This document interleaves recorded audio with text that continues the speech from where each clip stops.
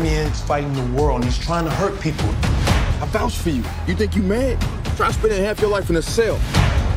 Watching somebody else live your life. There's a core of sort of like outsiderness, I think, in all of the characters that you've been taking. I was wondering, is that something that you're consciously looking for in a role? Is that off-center energy? I do look for something peculiar about them. You have to kind of divine that, because everyone has it. Everyone has it.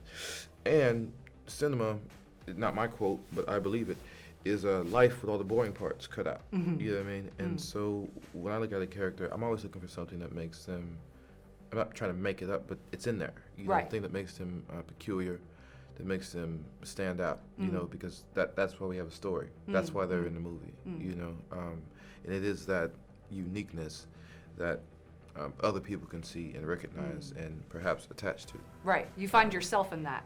Yeah, I think I have a great deal of, if you know yourself, it's, in the journey of knowing yourself, you realize that there are a lot of things that make you very, very, very unique. That's a good thing, you know. That's a good thing, and so I think all the characters, I find that in them as well. Yeah. The thing I think that struck me most about your character was there's a real sense of backbone. And I feel like a lot of times in like the wife role, there's a sense of not necessarily standing up to, like being just the foil for the audience in order to like, for them to go on a journey with the man. But you have a real sense of character and strength, but vulnerability too. There's a lot, like it's a real human, which is refreshing, I think. Can't see that. I know, right? It's like, oh. But so I was wondering, when you approach this for the third film, obviously you've been on the journey with this character and her relationship. What was it like sort of looking at this as a marriage now in this new phase for both characters, like taking that into account? How did you approach that big picture? Yeah, I mean, we had a lot of conversations. We even did an interesting experiment, which is that Mike and I went to therapy together as Bianca and Adonis. Wow. Because we just wanted to know, we wanted to like see what that felt like as a couple that is many years into a relationship, and also for two people that, because they're both, you know, Adonis, when we first meet him, is in retirement, and Bianca has sort of shifted her focus from being a recording artist and a performing artist to being a producer, and what that does. Right. I think for a lot of people, which I feel like a lot of us experienced this over the pandemic, or the height of the pandemic, where we were not working in the same way. And I think for a lot of people, you suddenly are tasked with understanding who you are. Right. When it's not tethered, your identity isn't tethered to your work or what you make or what you do. And so I was really curious about that, what that does to the both of them, and then what it does to the relationship. Also, being parents, what that does to intimacy. I feel like I'm not married, I don't have kids, but I have friends that do, and I hear what that can do to intimacy. And so we really wanted to talk about those things, but I think we have to be intentional because it has to feel like a texture, even if we don't have a ton of space to talk about it in the context of the film. Right. So a lot of that work we do in rehearsal, and then one thing I love about playing this character is I feel like I've always been invited to really be a co-author and to get to come in and really give a lot of ideas to the writers and to whoever is directing at the time about what I think she might be doing or saying or thinking about, and it's really a pleasure to get to do that. For Creed 3, the thing that I found quite compelling is the dynamic between yourself and Michael B. Jordan, and how the personal relationship goes on a journey through the sort of boxing. And I was wondering how much of that dynamic was already in the script, and how much did you guys work together to sort of flesh out that tension and that intimacy? Because there's a real intimacy between the characters. A lot of that has to do with casting. You know, everyone's seen the one sheet. You see, if me and Michael B. Jordan were in the room together, you would go, "Oh wait," you know what I mean? Like, is there two of them?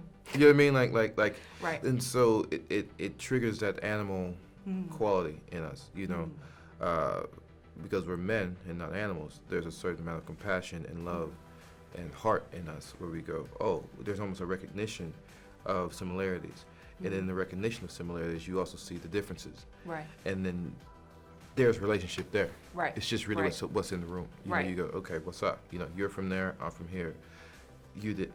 It's comparison. You know, compare and contrast.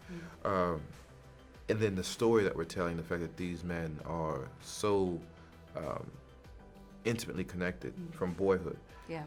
There's no lying there. You Right. know what I mean? Right. And so yeah, so we got a lot for nothing. But we also did a lot of work to try to, dig it out. Right. What is the Make truth it dramatic of the moment? then. Yeah, Yeah. always. Yeah. No boring parts. Right, You know right. what I mean?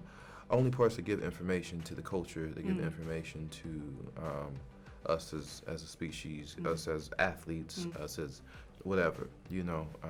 That was the point, and to make it as fun and as difficult as possible. It was difficult to watch you guys pummeling each other, but it was also really good. I enjoyed it a should lot. be. Yeah. Where it's yeah. like if you saw a fight and you realize, okay, those are strangers, well, that's war. Right. Okay, you have an opinion about that. You looking, and then they tell you at the bottom, these two are best friends. You kind of want to stop it because Right. it's unnatural. Right. You know what I mean? It's unnatural for that to happen. Right. Right. That's anathema to friendship. Yeah. Or is it? I was saying when I spoke to Jonathan earlier, it's like there's a uniqueness to her, and there's something a little weird and off-center about her, in an endearing way that you can relate to, as an audience member. That's so cool to hear you say that, because that was kind of what I was interested in. Was interested in presenting, because I found the same thing about Adrian in the Rocky franchise, Right. and when Ryan and I first had conversations around Bianca, there was this idea of her being like a modern Adrian. What does that feel like? To me, Adrian was the kind of love interest you wouldn't expect in a film like that, and so we wanted to kind of do the same thing with Bianca. Yeah, she's not just an object of desire. Exactly, and she's also not just the object of the narrative. She gets to be the subject of the narrative, which means that she has to have her own internal Agency. life. Yeah, and also we wanted her to feel like that there's this parallel story between them, in a sense, that they're both fighting for something and against something. In Bianca's case, it's this ticking time with her and her career, and then also her dreams. And I think we wanted to feel like she had her own sort of like parallel journey that she's on through the course of the franchise. Right.